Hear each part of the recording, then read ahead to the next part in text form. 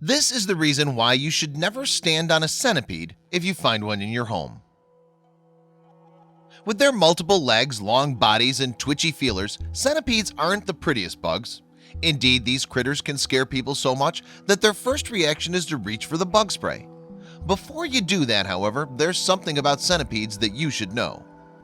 They may not be winning any beauty contests, but these little monsters are actually pretty incredible. And not just because they can turn grown men and women into shrieking banshees. To start with a single fascinating fact, they actually have no backbones. The centipede, that is, not the screaming humans.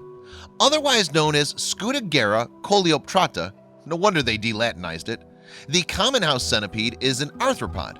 This means that not only does the creature have jointed legs and no spinal column, but he also has thick skin. Incredibly thick, in fact. One of the defining characteristics of arthropods is their exoskeletons. The solidified shell-like casing, or chitin, makes them as tough as a tank in their world.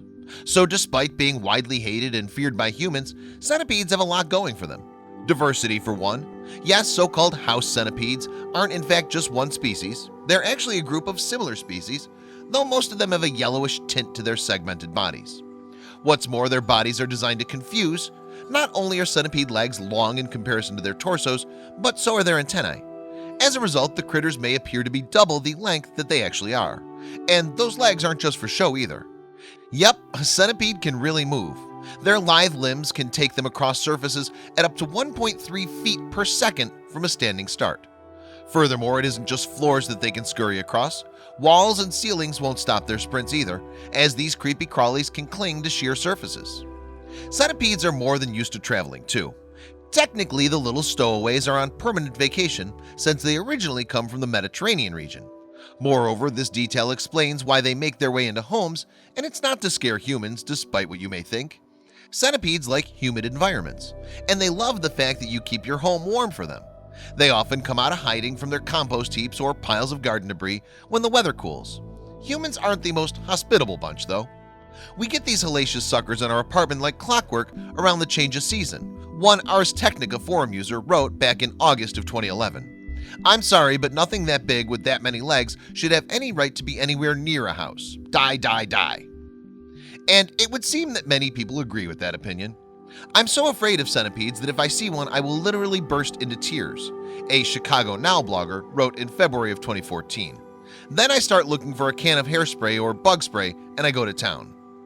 Actually, a lot of people with chilopodophobia, a fear of centipedes, think the arthropods will pose a threat to them. Some people even believe that the critters have a venomous bite. Yet, while it's true that centipedes have venom, house centipedes can't really hurt humans. They can sting, but only do so as a last resort, and the effect is no more severe than that of a bee sting. In fact, the creatures struggle to even pierce human skin. They'd rather run in the opposite direction, since a human is like a living mountain to them. Centipedes are smart enough to recognize danger.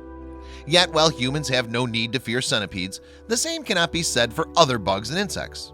House centipedes are insectivores. They eat other household pests, and it's this that actually makes them good house guests. They pay rent by eating your spiders and unwanted squishy squatters. Plus, not only do they make a meal of the things that you don't like, but they're very good at it too. And that's another time when their long legs come into play. They hold their food, sometimes including several victims at once, while they deliver their venom. Incidentally, one other thing that people get wrong about house centipedes is that they don't actually bite, rather they sting. Yes, their venom is injected with forcipules, which are adapted legs found close to their mouths. They've also been observed kicking their prey with their legs. And if their table manners haven't won you over to their side yet, consider this. House centipedes are also self-conscious. Yep, you might think they're hideous, but they do their best to look good for you. They even use their forcipules to groom their legs. That said, if you prefer a less leggy roommate, there are several ways to discourage house centipedes from bunking with you. If you keep your house dry, for example, by using a dehumidifier, then they'll be less interested in your abode. Moving any piles of wood or leaves away from your house will also make centipedes less frequent guests. If they don't live close, they're less likely to visit. Furthermore, spicy cayenne pepper is said to be a good natural deterrent, so spreading it around your house may prove effective. While they may not be the most glamorous of lodgers then, at least house centipedes help around the house. Indeed, they're only a real problem if you have an infestation.